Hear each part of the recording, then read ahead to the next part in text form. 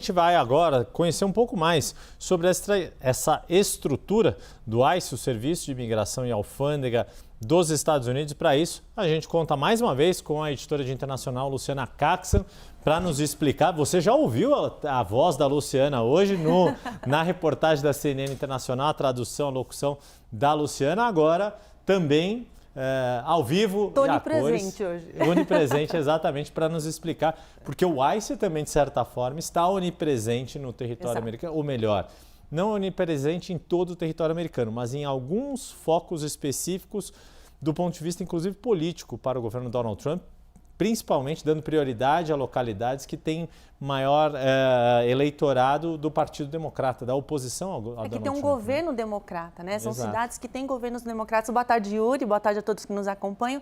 Só para entender o que é o ICE, né? Então, o ICE, ele é esse Serviço de Imigração e Alfândega dos Estados Unidos. Ele foi criado com a Lei de Segurança Interna de 2002 em resposta aos ataques terroristas de 11 de setembro de 2001. Essa legislação criou o Departamento de Segurança Interna, o Departamento de Segurança Nacional, tendo o ICE como um dos principais braços aí. O que o ICE faz? Lidera essas operações de imigração, de deportação em massa do governo Trump, que foi uma promessa de campanha aí do segundo mandato. Agora, a gente vai entender direitinho como é que funciona esse organograma, quem manda em quem aí no ICE. A gente preparou uma tela aqui, vamos lá. Lembrando, Yuri, que nesse contexto o ICE só atua dentro do território dos Estados Unidos, não é uma agência que atue fora do país. Vamos lá, então o diretor do ICE, a gente vai deixar os agentes para falar daqui a pouquinho, vamos começar por aqui. O diretor do ICE é o Todd Lyons, ele responde à secretária do Departamento de Segurança Nacional, Segurança Interna, Kristi Noem, que por sua vez responde ao presidente Donald Trump. Aqui, né, desculpa, Luciana, só para a gente não ver, aqui é mais ou menos equivalente, a gente tem falado muito dos secretários, né, dos departamentos americanos, é como se fosse o equivalente a um ministro de Estado aqui no Brasil, esse tipo de autoridade. E aí o Todd Lyons seria o segundo escalão dessa hierarquia, né? Exato. E aí a gente tem os agentes de imigração. Essas são as pessoas que estão ali em campo, que estão nas ruas, realizando, né, levando a cabo essas operações de imigração. Então, o que o agente do ICE pode fazer?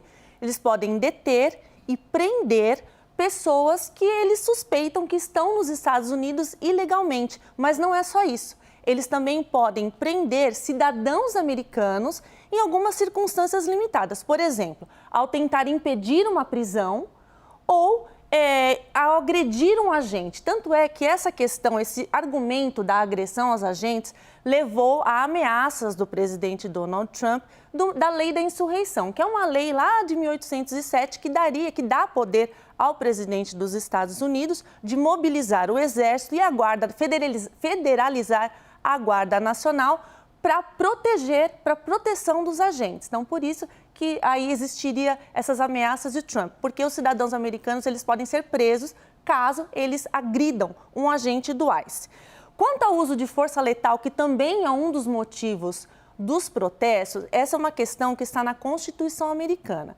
Então, um agente do ICE só pode, um agente de segurança em geral, né, nos Estados Unidos, mas aí também contempla o ICE. Ele só pode usar força letal quando a pessoa dá perigo, né? Tem perigo para ela mesma ou para outras pessoas ao redor, ou se ela tiver cometido um crime violento. Essas são as únicas opções, alternativas aí que justificariam o uso de força letal.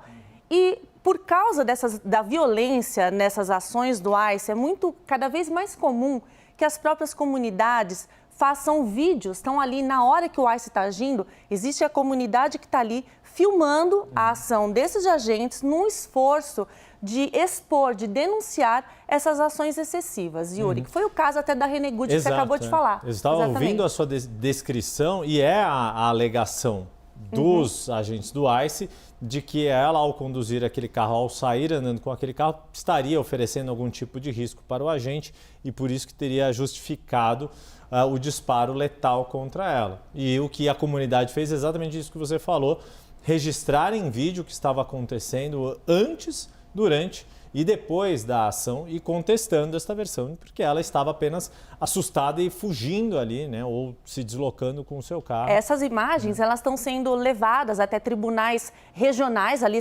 tribunais estaduais, num sentido de permitir que algum juiz, não federal, mas estadual, possa bloquear ali, pelo menos temporariamente, a ação do ICE nesses estados.